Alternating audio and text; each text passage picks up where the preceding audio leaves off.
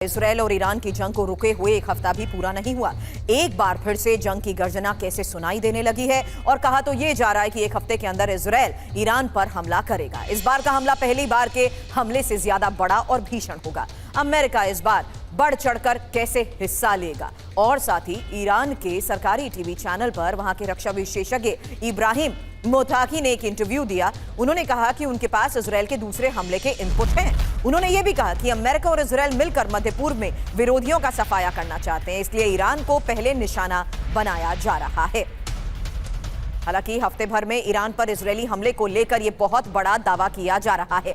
Iran को फिलहाल क्या आशंका है, यही इंफॉर्मेशन आपके सामने, क्योंकि इजरायल के मकसद अभी पूरे नहीं हुए। ईरानी यूरेनियम पर इजरायल की नजर है और इजरायल का सबसे बड़ा दुश्मन देश ईरान है। हालांकि नेतन्याहू अपनी छवि भी सुधार रहे हैं। ये एक इंटरव्यू में कही गई वो बड़ी बातें हैं जिसके आधार पर यह कहा जा रहा है कि हफ्ते भर में ईरान पर इजरायल हमला करेगा। ऐसे में ईरान को यह आशंका क्यों है, ये हमने आपको बताया। इजरायल का मकसद पूरा नहीं हुआ, ईरानी यूरेनियम पर इजरायल की नजर है, इजरायल का सबसे बड़ा दुश्मन देश ईरान है और नेतन्याहू अपनी छवि सुधार रहे हैं। हालांकि दोबारा हमले की आशंका क्यों, ये भी समझिए, क्योंकि ईरानी परमाणु प्रोग्राम को नुकसान नहीं पहुंचा और परमाणु बॉम्ब बनाने की ताकत भी अभी ईरान की बरकरार है और ईरानी मिसाइलों की ताकत भी कई गुना बढ़ चुकी है। मध्य पूर्व का समीकरण अभी भी संतुलित नहीं है। ऐसे में इस बारे में चर्चा के लिए इस वक्त दो खास मेहमान मुझे ज्वाइन कर चुके हैं और साथ ही मेरे सहयोगी मनीष झा स्टूडियो से इस वक्त मेरे साथ हैं, जो अभी तक आपके सामने लाइव रिपोर्ट इनपुट तेल अवीव से देते थे, लेकिन फिलहाल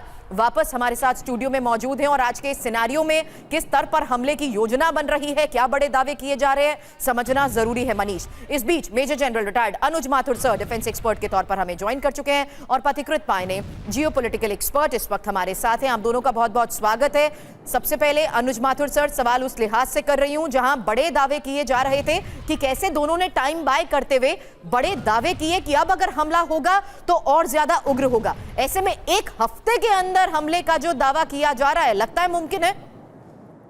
अगर आपको याद हो तो कुछ दिन पहले भी हमने इसी बारे में बात की थी। देखिए, ये बात बिल्कुल क्लियर है कि शुरू से इस बात को माना जा रहा था और मेरे को ये लग रहा था कि ये एक शॉर्ट और अनस्टेबल सीज फायर होगा। उसकी वजह है क्योंकि देखिए, जो दोनों देशों ने, जैसे इजराइल ने जिस मकसद को लेकर के हमला किया इतना बड़ा और अमेरिका उसके अंदर कूद के आया, मुझे लगता नहीं है कि उस हमले के आसपास भी वो थोड़ा बहुत उनको सफलता मिली है, मैं मानता हूं, लेकिन जो उनका मेन मकसद था कि ईरान को किसी प्रकार से परमाणु शक्ति संपन्न राष्ट्र बनने न दिया जाए, उसको इतना बड़ा झटका नहीं लगा। झटका लगा है, ये बात मैं मानता हूं, इतना बड़ा झटका नहीं लगा, पहली बात। दूसरी बात यह है कि जो कहीं ना कहीं रिजीम चेंज की बात कर रहे थे, हालांकि ये बहुत मुश्किल टास्क हुआ करता है, फिर भी तो रिजीम चेंज की जहां बात कर रहे थे तो उसके तो कहीं वो आसपास भी नहीं है।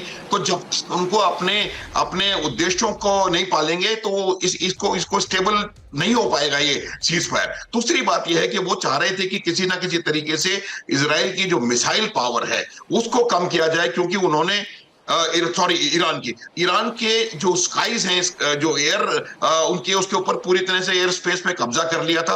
अब उनको खतरा सिर्फ उसकी मिसाइल शक्ति से था और ईरान ने एक्चुअली पूरी दुनिया को सरप्राइज किया कि किस प्रकार की मिसाइलें और किस प्रकार की शक्ति मिसाइल की उनके पास है और उससे उन्होंने इजराइल को बहुत भीषण नुकसान पहुंचाया। ये बात तो ये मुझे लग रहा था कि ये समझ चुके हैं कि कैसे मध्य पूर्व फिर दहलेगा सर। ऐसे में एक हफ्ते में जी बिल्कुल यही लग रहा था। मैंने कहा था शॉर्ट बट अनस्टेबल था और हो सकता है दहलेगा या नहीं दहलेगा, ये पक्का नहीं कहा जा सकता, लेकिन संभावना जिस प्रकार की है, फतवा जारी हो रहा है, कभी कुछ हो रहा है कभी कुछ हो रहा है, तो जिस प्रकार से टेंशन बिल्ड हो रहा है तो और ट्रंप ने और नेतन्याहू ने दोनों ने धमकियों का सिलसिला लगातार जारी रखा है।